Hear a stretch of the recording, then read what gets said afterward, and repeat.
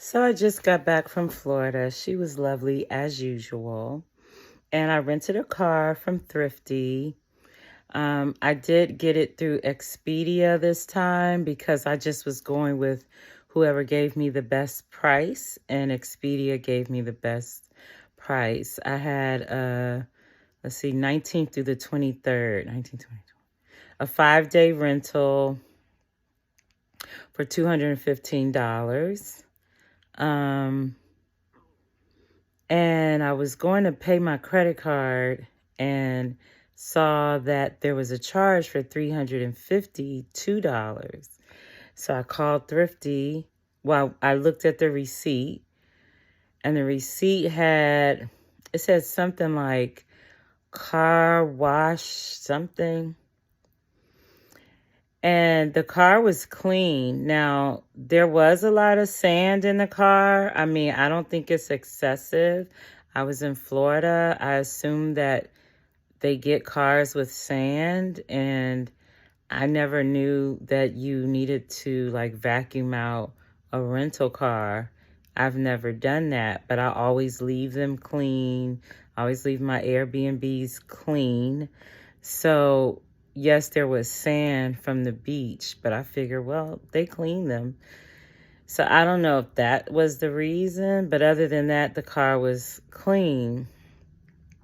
And I called Thrifty, and the woman said, she says, hold on a minute. And then I guess she did some kind of trying to contact the airport or the location. And then she came back and said, well, they're not giving any response to this, so we'll just credit your account.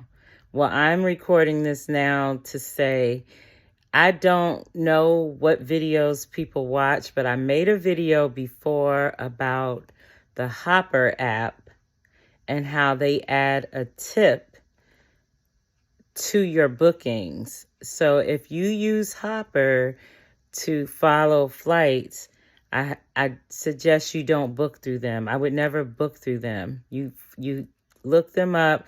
When you find a deal that you want, you check the flights and see what airline, and then just go to the site and book it through the site for several reasons. Because when you use the third party booking sites, you do not have the same rights. So for example, if I booked a hotel, I'm a Hilton Honors member. If I booked a Hilton hotel through Expedia, Booking.com, or any of those places, I can't get my points with Hilton Honors, nor can I get the same perks.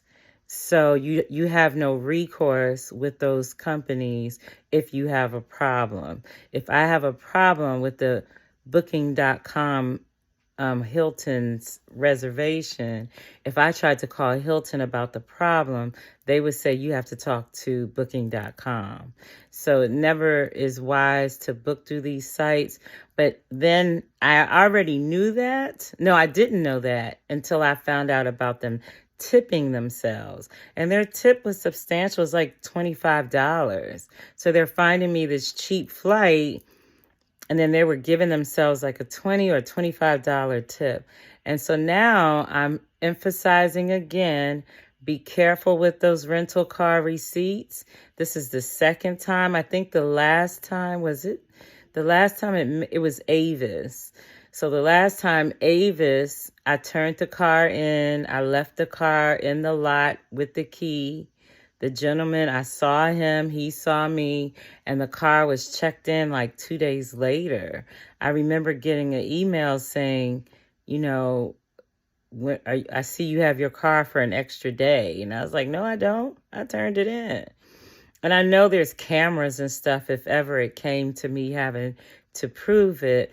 But again, my bill was like a good $200 more. And it was because I checked the bill that I found out somehow my car had not been checked in. So I just wanted to make that PSA. Be careful if you're traveling or aiming to travel more. There's a lot of little ways that they can pilfer your money. You have to check your receipts.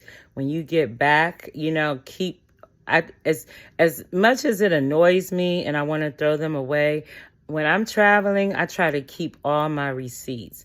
I keep them for tax purposes, but I also know if I have to, dispute anything, you need all your paperwork.